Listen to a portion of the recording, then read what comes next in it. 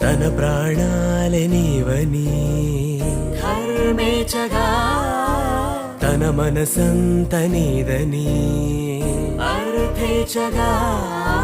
తన వలపంత నీకని కామేచగా అవధులు లేని ప్రేమకై మోక్షేచగా